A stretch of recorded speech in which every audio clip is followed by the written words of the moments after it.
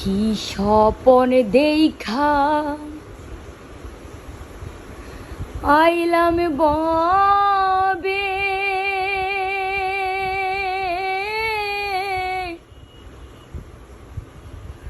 দয়াল ভবের মায়ায় রইলাম ভুলে।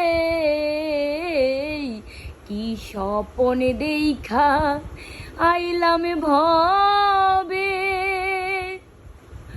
দয়াল ভবের মায়ায় রইলাম ভুলে। আমার সেই স্বপনকে মিথ্যা হইতে পারে রে। তুই সে আমার মন, মন তোরে পারলাম না বুঝাই আইতে রে। তুই সে আমার মন।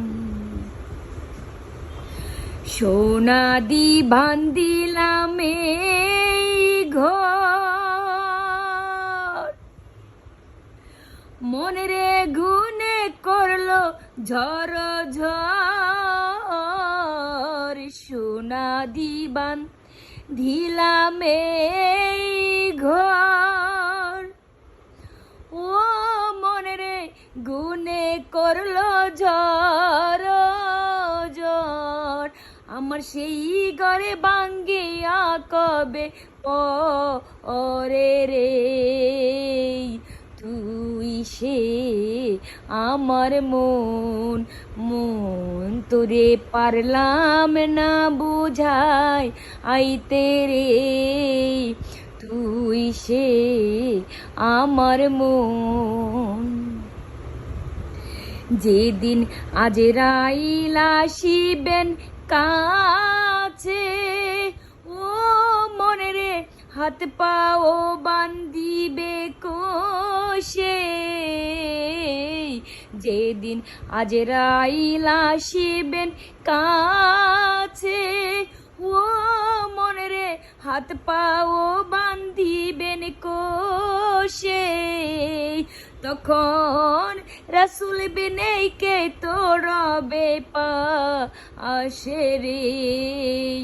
তুই সে আমার মন, মন তোরে পারলাম না বুঝা আইতে রে। তুই সে আমার মন। তিনি তক তারি নৌকা খানি, ও মনে রে বাইনে বাইনে উঠে পানি। তিনি তক তারি নৌকা খানি, ও মনে রে বাইনে বাইনে উঠে পানি। আমি কি দিয়া সেছে নৌকার পানি রে। তুই সে আমার মন, মন তোরে পারলাম না বুঝা আইতে রে। তুই সে আমার মন। এই গানটা হচ্ছে আমি সাকিবের জন্য গেয়েছি, কারণ সাকিব মনকে বুঝাইতে পারতেছে না। আসলে আমরা যারা সাকিবিয়ান আছি, সাকিবকে ভালোবেসে কিন্তু আমরা বুবলিকে ভালোবাসছি। আমরা যারা সাকিবিয়ান আছি, সাকিবকে আমরা অসম্ভব ভালোবাসি। কারণ কেন ভালোবাসি? সাকিব বুবলির হাজবেন্ড, বুবলি সাকিবের স্ত্রী। এই জন্য আমরা সাকিব অ্যান্ড বুবলি দুজনকে ভালোবাসি। কিন্তু আমরা সাকিবের কাছে কখনোই এটা আশা করি না যে হচ্ছে আপনি তৃতীয় বিয়েটা করেন বা তৃতীয় বিয়ের কথা মুখে নেন। কারণ আমরা সাকিবিয়ান যারা আছি বা সাকিব আপনার ফ্যান ফলোয়ার্স আমরা যারা আছি, আপনাকে দেখে কি শিখবে? যে আমরা যাকে আইডল মনে করি, যাকে আমরা ভালোবাসি, ইন্ডাস্ট্রির রাজা মনে করি, সে হচ্ছে একের পর এক শুধু আমাদেরকে বিয়ে দিয়ে যাচ্ছে। তো আসলে এইটা আমরা কখনোই আশা করি নাই। সাকিব, আপনি যখন অপু বিশ্বাসকে বিয়ে করেছিলেন, অপু বিশ্বাস যখন আপনাকে হিউ প্রতিপন্ন করে, ছোট করে, নোংরা ভাষায় কথা বলেছিল, আপনার নাম উপাধি দিয়েছিল আপনি একজন ক্যারেক্টারলেস, আমি বাকিটা ডট ডট ডট ডট সেটা আমি বলতে পারলাম না। কিন্তু এত কিছুর পরেও আমরা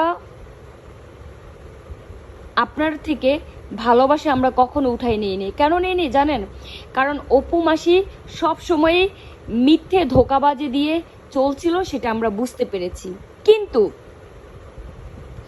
যখন হচ্ছে আপনি বুবলিকে বিয়ে করেছেন, বা বুবলির সাথে আপনার একটা গুঞ্জন উঠেছিল বিয়ের আগে, বিয়ে করার পর পরেই, কারণ একটা গুঞ্জন উঠেছিল, তখন আপনার তো বিয়েটা হাইড করেছিলেন।